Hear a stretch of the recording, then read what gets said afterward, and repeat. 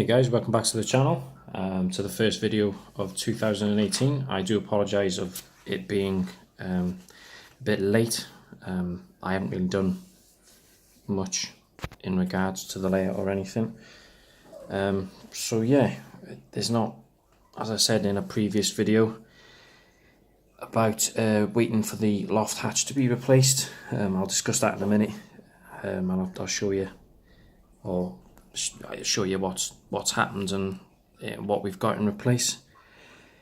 But yeah, just what I've been doing with myself from Christmas till now is just building Metcalf kits, going through them slowly, trying to take me time so I don't rush them. So I don't get them all modelled up or knacker them up. Which you can see in this shot at the minute. I've just put just for this little bit of a video intro, whatever. You can see what I've done so far, so I will zoom out. So this is 3 of the 5 kits that I had over Christmas. Obviously the other railway bridge ones there, and the terraced houses are next to be built, as you can see. So we've got, as I said, the coach house, or the coach inn, which I've named the Coach and Horses. Very fun kit to put together, to be fair. I haven't really, there was a bench that you can put in there if you want to. I've not. I've left it out. There's a few bit of things that aren't relating to the layout, which is this sign, because obviously I'm doing up until 1957, which this wouldn't have applied, but I've just put it there so that when I can find something relevant to that year, to where I'm doing, I'll cover this and the back end of it up with that relevant signpost. So that kind of sort of ties it in with the area and whatnot. But yeah, it was a really fun kit to do, to be fair. I quite like the idea of on it, if I can just straighten it out slightly, although it does need a bit more gluing onto it, of this hanging sign. When I looked at the instructions, I thought it'd be quite complicated to do, but it's quite simple enough. But yeah, quite like the base that it's on, although looking at the shop that I've done, I might, if I've got any spare, I might just raise it up or whatever, or just leave it as it is. I don't know. So then yeah, this is the second, well, this was the third one. I've finished doing a bit of work to it this morning. I've still got to put the chimney pots on, and go around checking it just to make sure that it's all fine.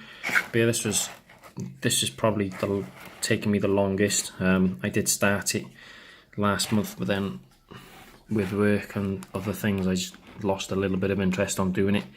But yeah, I've come back to it the last few days and I've gone on with it, which I quite like, although you can see certain spots where I've had to cut out because I've put in these doorstep things first instead of leaving them till last. But yeah, I quite like the idea, although you can't, literally in there is the counter. You can't really see it that well. But yeah, I quite liked the option of you putting the interior in and whatnot. Although in the window display here I've got Baker's and I've got the Baker's sign. They didn't really give you the interior there. I don't know if you can just see it. It's not relevant to what a baker should be. So I've just kind of used it where I think you can just make out jars and whatnot. But they didn't really, as I said, they didn't have anything that was bakery thing, and the ones that they did have wouldn't have fitted, so I've just put anything in there for now. But you can't, as I said, you can't really see it without looking too much in, and when it's on the layout sat there, you know, the camera's not going to be on it all the time. So yeah, this was a nice kit to build, to be fair. The this self-adhesive tiling, kind of a pain to put down, really. When you peel it off the plastic sheet it comes onto, it's quite sticky, and then when you're putting it down, it loses its stickiness over time. So you've got to, I don't know what anyone else has used to stick it down with, but I've used thinned, well not thinned, but in small spots, some of the rocket car glue, just to keep it in certain areas. As I said, this corner piece here likes to come up, all this edgings on it as well. But yeah, once I've put the chimney pots on it, it'll look nice. And then, as I said, one of the road bridges, this will be as the road, not for track. And then the two main lines will go underneath this one. And then when I build this one up to be this single line, it'll go next to it. And then that's where the branch line will, you'll have the two main lines go in, and then the branch line, as I said, will branch off and go underneath. That's why I've left this overlapping, so to say, so that I know, you know, the height of the next one, so then I don't have to waste. So this one can, that piece without the top piece can just slot on underneath there and continue. Obviously I'll have to finish off the retaining walls. But yeah, this was, to be fair, it's quite a good kit. There's one or two spots where, as I said, by here, there's a bit of scratch work to it, but I'll just put some foliage and whatnot up there. But other than that, it's in pretty good. So it was a long, lengthy kit to build. But yeah, these, as I said, lost a little bit of interest trying to do the layout until I'd got other things sorted. But yeah, other than that, as I said, the next one is this one to do. I've already had a look to see what it's about, basically. They're the self-adhesive tiles I was talking about. They are, I think they could do with being a bit more stickier. The other thing I treated myself to was, this was my original mat that I got given. It wasn't really big enough for me doing these kits, as I'd had everything crammed. So when I was in, I can't remember what it was, it might have been Chester, I think, the Works, or Wrexham, the Works had one of these on, and it was for £8, I think I paid for it, which, you know, to be fair, it's not that bad. It's twice as two of them against each other. But yeah, it's a lot easier. So if I'm doing a kit, you know, I can, it's in the middle, and then I can have all the different sections that I need to do all around it, the glue, the crafting knife and whatever else, and you know, the models and all the kits in the middle, so I'm working around that basically. So yeah, one thing I said that I would do, bear with me 2 seconds, I just moved the camera, was to talk about or discuss plans on how the layout was going to look, which I've come up with a few. I keep scratching my head as to what I'm to do in regards to the layout. I know what I want, it's just trying to apply the ruling that I want to do. The one thing I have found is, because of the new addition, Beeton Hough, to the channel and the extension of the layout of the construction, it was built more or less like this. However, our Junction has been doing his new boards. If I was to incorporate my current layout now, there's going to be a height difference of around that much from here to whereas mine would be only like up here. So I've kind of come up with the idea of, if when I dismantle my layout, them boards becoming the boards for the fiddly yard, and then buying plywood and all the other materials I need to build the baseboards of how Beeton Hough is built, which is, these are just all sketches. So yeah, that would be roughly how I'd like the fiddly yard. So you've got the two main lines and then the branch line. Although the branch line, I may not be able to have that many lines, or whether the two main lines might have 3 each or whatever. Until I get the boards up there, I can't really know for sure what I've got down. So this is the latest version of what I would like to achieve with the layout in the loft. As I said on, so trying to think, representing it now in this form. So by here would be the loft hatch. So as I said, along that side of the house or attic would be Beeton Hough. It's not a scaled drawing of what it is, but it's just a rough one. And obviously on the layout where this technically comes up, it's more or less down here before it enters a tunnel. I'll be shifting it along a little bit more because obviously Beeton Hough is 14 feet and my loft is 15 feet, which I'd only have half a foot each side, which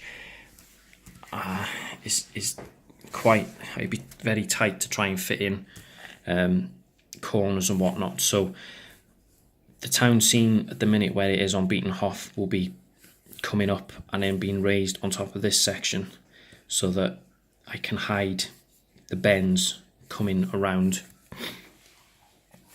and then on the other side of it where the tunnel is, or the cutting, the signal box I think would be about by here when my little thumb is. I'll be putting in a line away from there for the branch line to make it, you know, not uniform, so it does go away from the main lines. So I'll have to put in another point just to move it, because obviously on as it stands now it just goes from there back. Well, it doesn't go straight to that line, but it comes down and then joins up to where all these points are and then goes through. Obviously for exhibition standards and running and whatnot, that was ideal, but for me it's not. So it'd come round, all three lines would come round. I put corner pieces in for the branch line so it stays away from two main lines as I've drawn, although it's only a rough sketch, but it's kind of what I want to achieve. And then with this side being my layout, I don't really want, or I really would not like the layout to be just straight. The lines to be straight. I'm not saying it's boring, it just doesn't, not all of the UK railways are straight or weren't straight, apart from certain parts of the East Coast where they are kind of straight. But what I was thinking of is with that view, then you just seen, if I go back to it,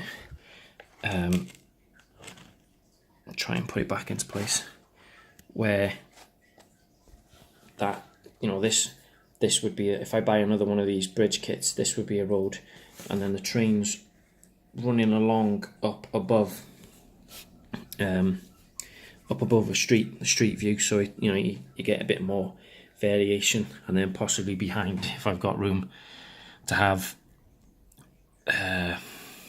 buildings, not so much all the way up but slightly, so you know that they'd be quite a considerable amount, and possibly have a hill and a swerve going up, just so it gives it different height variations going around. So as I said, have this slightly on a bend of some sorts, and then go round. I've just drawn this now just to connect it up, but what I would like to do is from one end, so for I think in Beeton Hough where the town scene is now, these three tracks come down, go underneath into the fiddle yard, actually not thinking about that, it won't work. It'd have to be come round this way down into the fiddle yard. See, this is the problem I got, because I want the fiddle yard underneath here, because with Beeton Hough all the cabling and whatnot wouldn't really be ideal. I haven't really got my other sketch, to be fair, to try and show, but no, the fiddle yards, obviously I'm wanting it to disappear from either side, go into the fiddle yard, go through the fiddle yard, come out the other end, go through this layout or this side of the scenic area of the layout, whatever, and then go through, although the last bit of whichever scenic bit is going to have to join up to the other part. So whether it be this part of the scenic going underneath the town scene comes up with this bit, or whichever bit, I'm not too sure. I won't really know until I've got all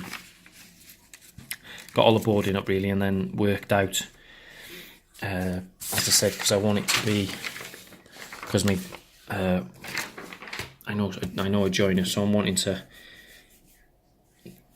batten it all out and make it all flat, level, spread the way out in the loft. So just, this is a rough sketch obviously, but you can see so this top layer here is where it would sit like that basically. So then I can still have a board underneath for the fiddly yard, whichever, well, hopefully the opposite side of where it's going. So yeah, I quite like that idea of the trains going above here, just to give it more of a prominent view. I think that'd look good, to be fair. And then possibly, I don't know whether the two main lines go up above by here, and then a small stop down here for the branch line, or whether just the branch line goes down. Whether I build this up even more off the baseboard and have the branch line on a slight retaining wall, whatever, but slightly less from the street view. I don't know. I might think about that. That might be a good suggestion. So instead of waffling on, I will go and show you now the update I've got on the loft ladder, and show you where we've got up to there. As I said, the 23rd of Feb, I think I mentioned it in a previous video, I would have got it sorted. So I shall be back in a sec, guys, and we'll continue there. See you in a bit. So we're back, and this is the new loft hatch. Needs a bit of painting. Well, to be fair, the whole area needs a new lick of paint. But yeah, it's very strong, it's very sturdy, and to be fair, we've got one of these in work, although not to this standard. I'm just trying to get this bloody thing in. So, like I told us when we first bought it, we had to test the springs because they're brand new. So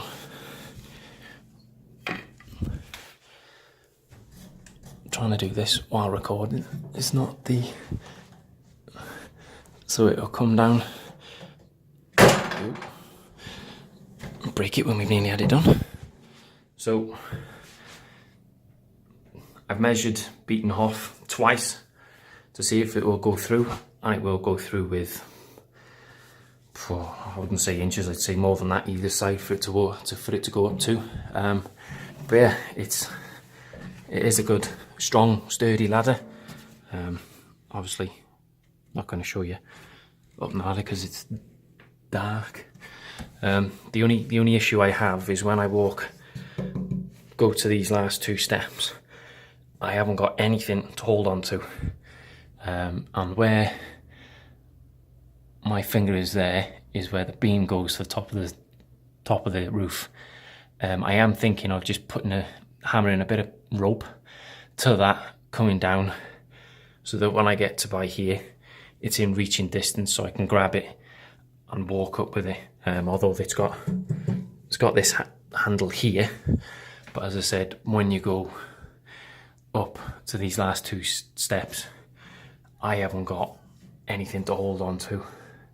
And knowing my luck, I'd probably fall backwards and hurt myself. So yeah, waiting on funds to get the boards done. The guy, or the company that came to do this, the two lads that came to fit this, one of them said that if what he's quoted us on is only a small section of the loft to board out, when we have the funds to let him know, he'll come round and he'll work out where is best to start, and then whatever's left will quote how much it is to do. He has said that if it's not,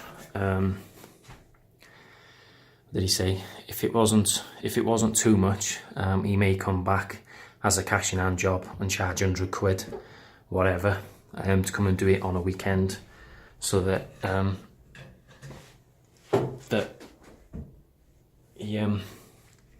I'd get it done. Unfortunately, the flooring in there is going to have to be raised by a certain amount, so there will be space in the far corners, either that side and this side will be lost, but I'm not really fussed about that because it's not really going to impact on the layout or storage in such a way massively. I'm not really fussed, to be fair. So yeah, to be fair, it's a really, for the amount we paid for it, it's a really good loft layout. It stores quite well. As I said, the springs are new, so it's a good job I'm tall, because when my missus tries and does it, she can't reach. That's why we have to use this thing. But yeah, other than that, that is, I can't even get it now. But yeah, it just needs a bit of liquor paint, which I know for these, as a paint and decorator, a bit of emulsion on it to prime it, and then wax some undercoat and stuff on it. And then obviously, the one thing we did, or the guy did find when he was installing this, was because the loft layout went to, I think it was by here. He couldn't move, he couldn't go this way due to the light, but also the beam that was running along here, I think he said was a full beam. But when he took the old loft hatch out, he said that practically, because this is why they've put this wood battening in, was because it just all came apart down with it, around it. So that's why he's gone that way and not towards the camera, really. But yeah, that's not, you know, probably some people are looking at this thinking, oh my god, there's cracks in the ceiling. It's not. It's because the architects and thingy's that old. The house is a very old house, so it's starting to show its wear and tear. So yeah, it's not major. Although we are thinking, or I'm thinking, of trying to get it all replastered. But you can see there in that corner where fair play, he's tried to fill it up, but he's not done the best of jobs. But to be fair, I can do that myself with a bit of filler and decorating cork and that. It's not a major issue. So yeah, I thought I'd let you guys, I thought I'd mention to you guys, or post it up on the channel, of what we've been, or the channel's got up to. Just turn the light off for a sec. I've put the time machine back, although I might use this board, I might get another one, I don't know yet. I'm just trying to see where, I've tried placing the pub and the bakery in places, just to give it a bit of variation with everything. But yeah, I'm getting there slowly. It's not, you know, nothing's ever with a model rail layout. The quicker you get it done, the less joy you have at it, really. Although to be fair, in here it looks like a bomb's gone off. But and it's pretty cold in here, to be honest. I haven't really spent much time. You can see in the corner there's 2 pieces of track missing. That's because as I'm a member of Chester Model Railway Club, we've started doing a new exhibition layout, which is, I think it was 8 by 4 in the club, and then when it's on exhibitions, it's going to be 8 by 6 or something like that. So that, like, it'll be like this. So that, say they're the 2 boards, they'll be butted up into the club, and then when we're out on exhibitions, there'll be 2 extending pieces either side, and we'll be stood in the middle operating. So I took my pieces of 4th and 3rd radius cornering just to show or just to find out where or how fourth and third radius would look. And to be fair, from what we've got down on paper, it's not gone to plan, so to say. So we have discussed, me and another fellow young member, about making a channel for Chester Model Railway Club, being in control of it, putting it on Facebook, Twitter, just to show you guys, get some interest and whatnot. That's a work in progress. We'll have to see how that goes at the next committee meeting. But yeah, this is just to say hello. Happy 2018. I know it's a bit late, but happy Christmas. Hope everyone got what they wanted.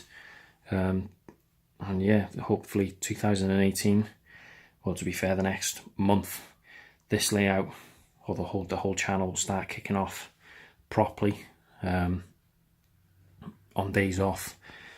I'm hoping to get a video done every week, as of next month. As soon as I've got some boards down, that's it. Beeton Hough, that's in the garage, will go in the loft, and then I can start then putting all this into storage. The track coming up, although it's all got cork on it, to be fair. It'll get dismantled, put up, and then obviously when I get the guy in to come do all the joinery work, hopefully it'll be done as quick as I can. Do apologise about not putting a video up for 2 months within this year, but I haven't really done an awful lot to show, and I was waiting for the loft hatch to be done first, as that is, I think, one step in the right direction, I suppose, with the layout on the channel or whatever else. So this video's been about 25 odd minutes long, so I'll stop waffling now. So thank you for everyone that's subscribed, or resubscribed. I noticed a few people went off, and then obviously I hadn't realised that I'd changed the name of the channel. It's perfectly, it's okay. I didn't. It's gone the way it's gone, but yeah. Hope everyone likes what they see so far. Keep subscribing, keep commenting, keep liking the videos, and just give me some feedback, to be fair. I know I've been talking to a few of you, Dan Lowry, Tony Northeastern. I've been talking to Budget Model Railways. There's a few guys that I've been talking to, commenting on videos and putting ideas and suggestions across to them. So yeah, hopefully next month, it'll be a start of a good year for the layout. We'll be up in the loft sooner than we hope. So yeah, thank you very much for watching. If you want to look back at previous videos, please do so. Even if you feel free to comment. Even if there's something that you've picked up on and you think, oh, that might be a good idea, mention it, because as I said, all this will be down as fiddly hard, and I'll be making fresh boards. So as soon as we get up into the loft, it's fresh boarding. The fresh track will be laid on. I need to get some new points, some more longer, especially the corner ones, and the straight ones, and I need longer ones, and also to sort out them two crossover bits over there that I will be addressing as well, because I wasn't really happy of how that was derailing trains. But as I said, thank you very much for watching, and I shall see you hopefully in the next update, where we got some boards down and we're getting into the loft slowly. So thank you very much for watching, and bye for now.